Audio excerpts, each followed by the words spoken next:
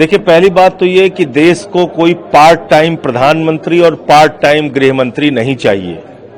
भारत के प्रधानमंत्री आधे से ज्यादा वक्त अपना विदेशों में बिताते हैं। उनको देश की चिंता नहीं है। देश की राजधानी में लाल किले के पास जो हमारे गौरव का प्रतीक है, इतना बड़ा ब्लास्ट हुआ, 9 लोगों की जान चली गई, बहुत सारे लोग गंभीर रूप से घायल हैं, और प्रधानमंत्री भूटान चले गए हिंदुस्तान छोड़ के। वहां जन्मदिन का आयोजन उनके लिए ज्यादा जरूरी है। तो इसलिए ये संवेदनहीनता की पराकाष्ठा है। देश को फुल टाइम प्रधानमंत्री और फुल टाइम गृह मंत्री चाहिए। गृह मंत्री अब तक बिहार के चुनाव में व्यस्त थे। मैं पूछना चाहता हूं, जब फरीदाबाद में सैकड़ों किलो विस्फोटक पाया गया, इसका मतलब कोई खुफिया जानकारी सरकार के पास थी? तो उस खुफिया जानकारी के आधार पर क्या कार्रवाई हुई कि शाम तक ही लाल किले में ब्लास्ट हो गया, लाल किले के पास? और प्रधानमंत्री ने स्वयं सदन के अंदर कहा था कि कोई भी आतंकी हमला अब भारत के खिलाफ युद्ध माना जाएगा। प्रधानमंत्री स्वयं कह रहे थे कि पाकिस्तान उनके सामने गिड़गिड़ाया, वो मान गए। मैंने उस वक्त भी कहा था कि प्रधानमंत्री जी, हमारे बहनें भी गिड़गिड़ा रही थी आतंकियों के सामने, कोई नहीं माना, आप क्यों मान गए?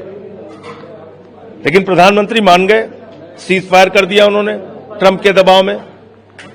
और आज क्या हुआ? जैसे मोहम्मद का हाथ आ रहा, इसमें तार जुड़े हुए आ रहे हैं इस घटना में।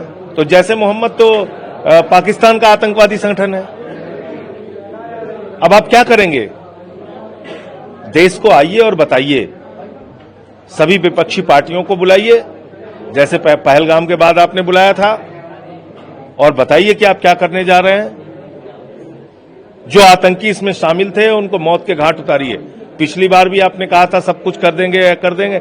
आज भी उन आतंकियों का पता नहीं जिन्होंने गोली चलाई पहलगाम में।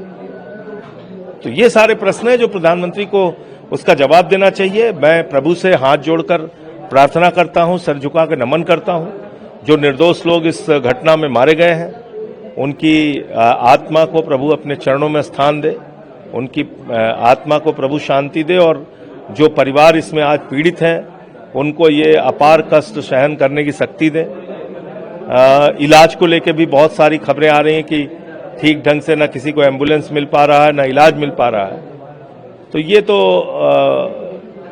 संवेदनहीनता है, इसके अलावा कुछ नहीं है, और बहुत बड़ी लापरवाही, सुरक्षा में चूक है। प्रधानमंत्री जी कह रहे हैं किसी को बख्शा नहीं जाएगा, गिरफ्तारी। ऐसे भाषण उनके बहुत हमने सुन चुके। पुलवामा हुआ, पहलगाम हुआ, उड़ी हुआ, आप बताइए ना, लाल किले पे हमला हुआ। तो इसलिए इनके भाषण ऐसे हम लोग बहुत सुन चुके हैं।